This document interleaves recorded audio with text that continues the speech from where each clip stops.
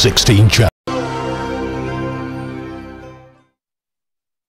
श्रीमती मीना कंवर जी विधायक शेरगढ़, महेंद्र बिश्नोई जी विधायक लूनी, कृष्णाराम बिश्नोई विधायक लोहावट, जगदीश जहांगीर जी विधायक सादुल सर, रफीक खान साहब विधायक जयपुर, रूपाराम जी धनदेव विधायक जैसलमेर, सैम लोढ़ा साहब विधायक शिरोई। दो लाइव तस्वीरें इस वक्त आपकी टीवी स्क्रीन पर हैं। जोधपुर से वैभव गहलोत के समर्थन में जो जनसभा आयोजित की गई है वो तस्वीरें, और साथ ही अजमेर से आप तस्वीरें देख पा रहे हैं। रिजू झुनझुनवाला नामांकन दाखिल करने पहुंच चुके हैं, कुछ ही देर में वो नामांकन दाखिल कर देंगे। दोनों तस्वीरें आपके टीवी स्क्रीन पर। राजेंद्र सोलंकी जी, सुनील परियार जी, हमारी महापौर दामेश्वर दादी जी, ओम जोशी जी, रिजपाल मिर्जा जी, और कांग्रेस के हमारे पाली के प्रत्याशी बदीराम जाखड़ साहब, प्रोफेसर अयूब खान साहब, महेश व्यास जी, जीपू खान जी, सुभाष भंडारी जी, बहन संगीता बेनीवाल, हरिंदर सिंह राठौड़, हरीश जोशी, विक्रम सिंह इंदा, यूथ कांग्रेस के अध्यक्ष दिनेश परियार जी, अध्यक्ष अनेश्वरी, सुनील चौधरी जी, छात्र संघ के अध्यक्ष अजय त्रिवेदी जी, सलावत खान साहब, विजय पूनिया जी, मूलचंद जी मीणा पूर्व मंत्री, उदला अंजना साहब, श्रीमती सुनीता गहलोत, उदय सिंह जी राठौड़, रतन देवासी जी, और भी कई साथी बैठे हुए हैं। बहुत लंबी लिस्ट हो गई, पर मैं आप सबको धन्यवाद देना चाहूँगा। मेरे पूर्व वक्ताओं ने बातें कही है, उनको मैं वापस रिपीट नहीं करूँगा। आप लोग इतनी बड़ी तादाद में, हमारे राजस्थान भर के नेता भी आए हैं, कार्यकर्ता भी आए हैं, जोधपुर और तमाम जिलों से जो लोग आए हैं, उन सबको मैं धन्यवाद दूंगा, उनका आभार व्यक्त करूंगा कि जो आपका प्रेम, आपका आशीर्वाद, आपका स्नेह वैभव गहलोत के साथ रहा है, बना हुआ है। इस कारण से भी आप इतनी बड़ी तादाद में आए हैं। और मुझे याद है कि वैभव गहलोत पिछले 15 साल से जहाँ जहाँ उनको बुलाया गया राजस्थान के किसी कोने में कैंपेन करने के लिए, तो वहाँ गए, और उसकी झलक आज आपको स्टेज पे मिल भी रही है। कई लोग इसलिए भी आए हैं कि वो उनके कैंपेन में गए होंगे।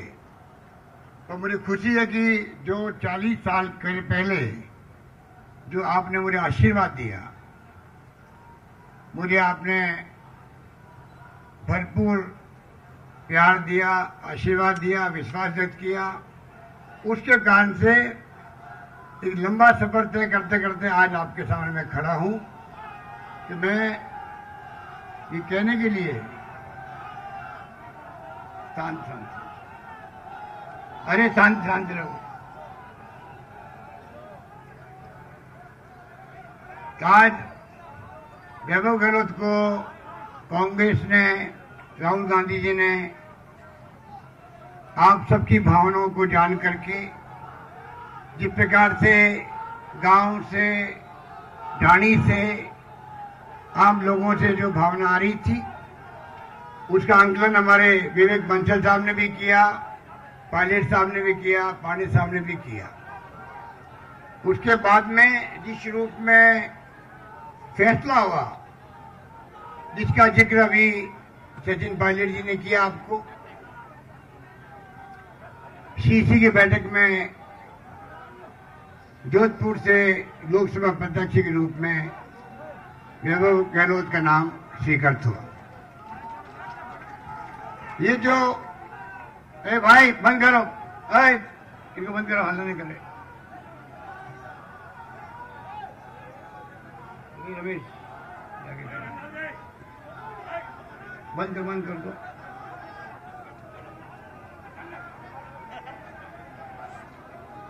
ये अति उत्साह है, अति उत्साह भी काम का नहीं होता है। तो वैभव गहलोत को आप जानते हैं, अभी वो लगातार आपके बीच में कैंपेन कर रहे हैं। जहां भी जा रहे हैं मैं देख रहा हूं, सुन रहा हूं, जानकारी मिल रही है। हमारे कार्यकर्ता जिस रूप में उनको ले जा रहे हैं, गांवों के अंदर भी, क्षेत्र में, मोहल्लों के अंदर, और जनता का जो आशीर्वाद मिल रहा है, मुझे मेरे खुद के पुराने दिन याद आ गए इसी जगह जहां बैठे हुए हैं, इसी जगह से शुरुआत की गई मेरी खुद की।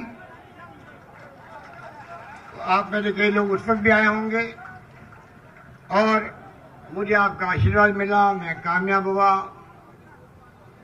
38 साल तो मुझे हो गए एमपी बने हुए, और जिस प्रकार से लगातार आपका आशीर्वाद, आपका विश्वास मेरे साथ कायम रहा, और वही कारण रहा है हाईकमान हमारा फैसला करती है कि जिस क्षेत्र का नुमाइंदा है, एमएलए है, एमपी है, वहां की जनता क्या चाहती है।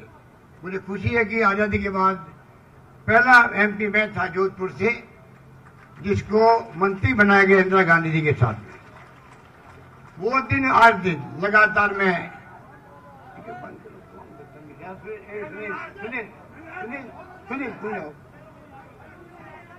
जिस रूप में मुझे मंत्री बनने का अवसर मिला, इंदिरा जी के साथ में, राजीव गांधी जी के साथ में, नरसिम्हा जी के साथ में, जिस प्रकार से मुझे 3 बार प्रदेश कांग्रेस का अध्यक्ष बनने का सौभाग्य मिला, 2 बार मैं एआईसीसी का महामंत्री रहा, और तीसरी बार मैं राजस्थान के प्रथम सेवक मुख्यमंत्री के रूप में आपके सामने खड़ा हूं। जब अगर आप लोग जोधपुर वासी अगर मुझे कामयाब नहीं करते, बार बार 5 बार एमपी बनाना बहुत बड़ी बात होती है, तो मुझे इतने जगह काम करने का अवसर नहीं मिलते।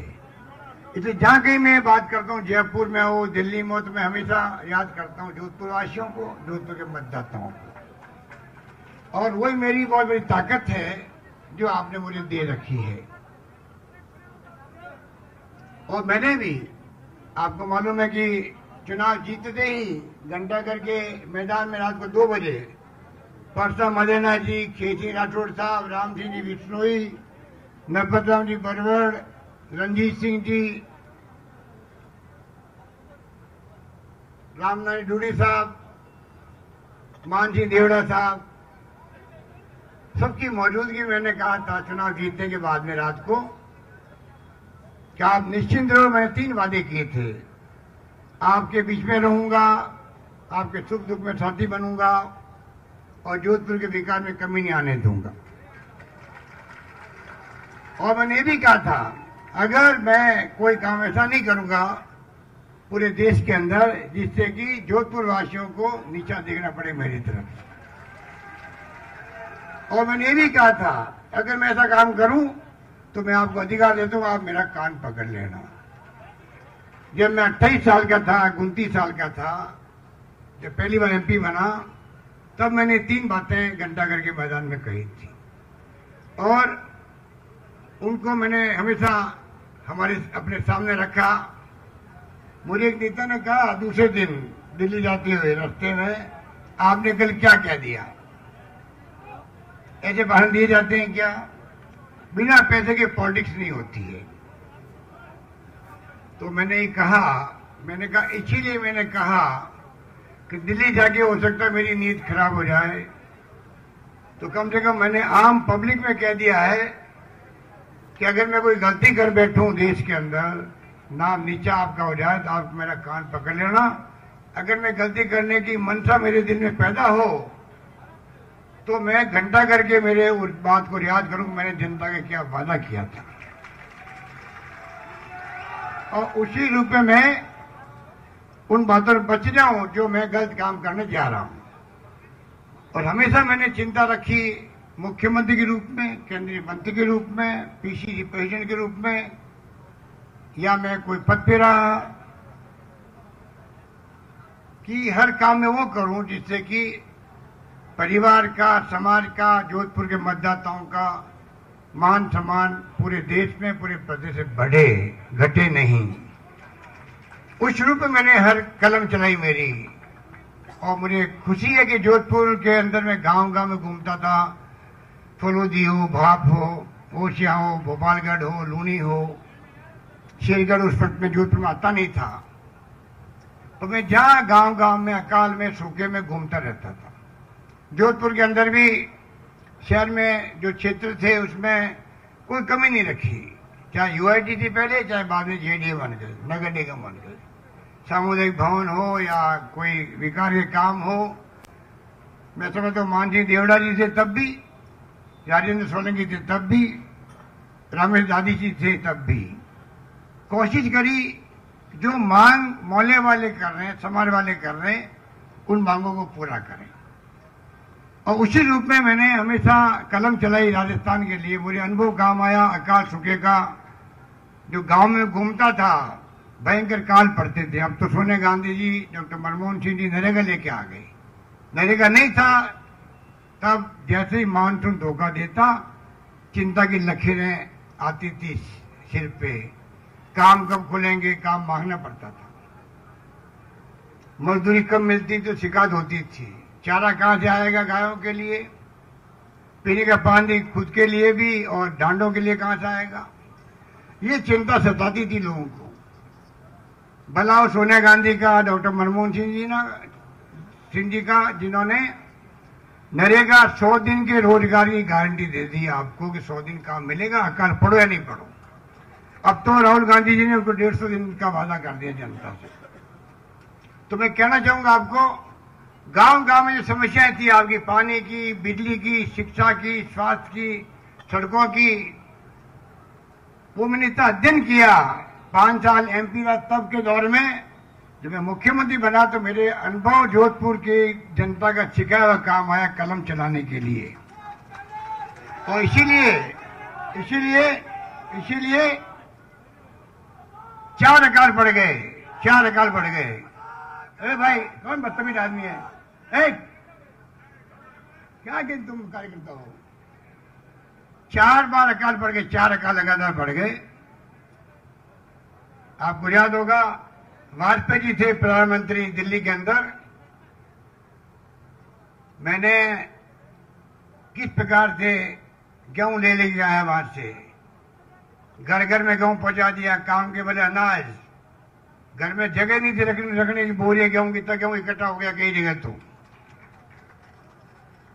खुद के निजी काम कर लो, निजी कुआं, निजी मकान, निजी कुंड कुछ बनाओ, मोहल्ले वाले आपस में मजदूरी करे, एक दूसरे को सहयोग करे। वसुंधरी कहती थी, उस वक्त में अशोक गहलोत मुख्यमंत्री भीख का कटोरा लेके घूम रहा दिल्ली की सड़कों पर, गेहूं मांगता हूं।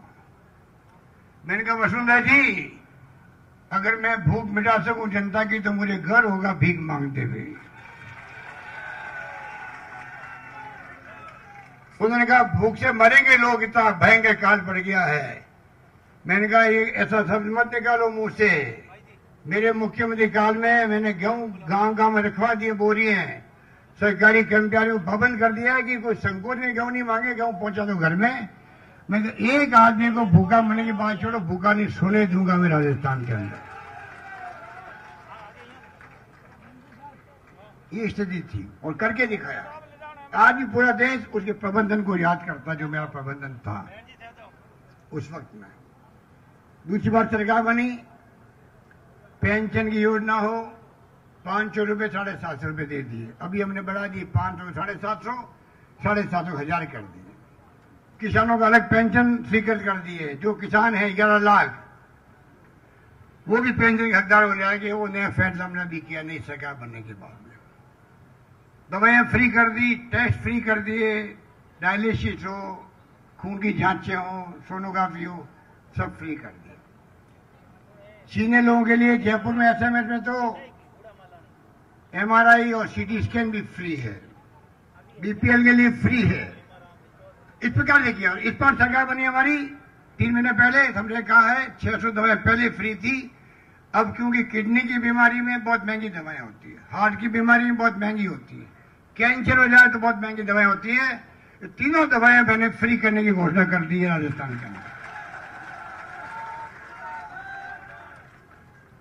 पानी के लिए कहा है इस बार, पानी का कलेक्शन में पैसा खर्च करते बिना मतलब का। पानी तो कम से कम जीवन की आवश्यकता है। अब हमने पानी के बिल हैं वो समाप्त कर दिए। कोई बिल नहीं आएगा गांवों के अंदर, तो नहीं आएगा, और शहरों में आएगा तो बहुत मामूली आएगा। उसको भी हम देखेंगे चुनाव के बाद में, परीक्षण करवाएंगे। 30% बिल आएगा, पहले 100 रुपये आता था, अब 30 रुपये आएगा। इस प्रकार से हमने बड़े फैसले किए। अभी हमने कहा नौजवानों के लिए कोई अपने उद्योग लगाएगा छोटा मोटा, 3 साल तक सरकार से परमिशन लेने की जरूरत नहीं पड़ेगी, वो सब काम अपना आप ही करे वो, जिससे कि रोजगार बढ़ सके। 2 रुपए के बजाय 1 रुपए किलो गेहूं गरीबों को मिलेगा, 1,60,00,000 लोगों को, वो शुरू कर दिया। बेरोजगारी भत्ता अलग हमने दिया है। तो कई 25 फैसले मैंने किए हैं। 5 साल से दरें नहीं बढ़ेगी बिजली की, 1 लाख कनेक्शन कृषि के काम चालू कर दिया, आधे कनेक्शन हो चुके हैं। इस प्रकार से कर्जा माफ किया सीसी बैंकों का, भूमि विकास बैंकों का। जमीनें रहन रखी हुई है तो छूट जाएगी, छूट गई होगी। एक से बढ़ के एक फैसले हमने लगातार किए जा रहे हैं। और मैं कहना चाहूंगा आपको, कोई योजना वसुंधरा राजे की चल रही होगी तो बंद नहीं करेंगे योजनाओं को। ये हमारी फितरत में नहीं, सोच में नहीं है। जब मैं पहली बार मुख्यमंत्री बना 20 साल पहले, शेखावत साहब चुनाव हार गए थे, उनके वक्त भी कोई योजना मैंने बंद नहीं करी। फिर वसुंधरा जी चुनाव हार गई, हमने योजना बंद नहीं करी। और वसुंधरा जी ने चुन चुन करके बदला लिया, हमेशा, पहले भी लिया, अब भी लिया।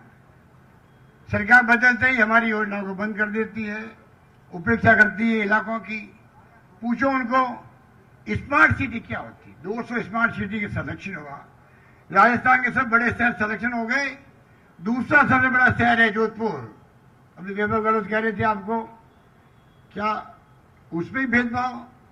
स्मार्ट सिटी जोधपुर को चयन करने में तकलीफ क्यों आई राजस्थान सरकार को? मैं पूछना चाहता हूं इस मंच से वसुंधरा जी को, कोई कारण है? हमारे ब्रिज बन रहे थे, उनको रोक दिया। ये तो भला एक इंजीनियर का, ये रखते भैरजी का जो आपका ब्रिज बना शानदार, उसको रोक रहे थे। तो जाके इंजीनियर ने जाके फोटो दिखाई कि साहब पीले खड़े हो गए हैं, अब इसको रोकेंगे जैसे हम लोग, तब जाकर ये पुल पूरा हुआ, वरना वो पूरा नहीं होता। आप सोच सकते हो क्या सोचती हो। इस प्रकार की सोच के साथ में मुख्यमंत्री वसुंधरा जी ने शासन किया, बदले की भावना से। राजेंद्र सोलंकी को जेल भिजवा दिया, जुगल काबरा को जेल भिजवा दिया। जयपुर में अजय चोपड़ा है, एक संधू साहब थे हमारे सेक्रेटरी यूडीएच के, धारीवाल साहब मालूम है, धारीवाल साहब ने खुद पे मुकदमा जारी कर दिया। अब आप बताओ, बड़े शर्म की बात है, आप इस प्रकार सरकारें बदलती है, हुक्म हाकिम बदलता, हुक्म नहीं बदलता है। ये पुरानी कहावत है। आप सरकार बदलते ही आप बदला ले रही हो। एक मंत्री के खिलाफ में आपने केस दर्ज करवा दिया। ये तो कांग्रेस जनों की एकजुटता थी राजस्थान के अंदर, उसके भय के कारण से वो कुछ कर नहीं पाए। आप समझ सकते हो।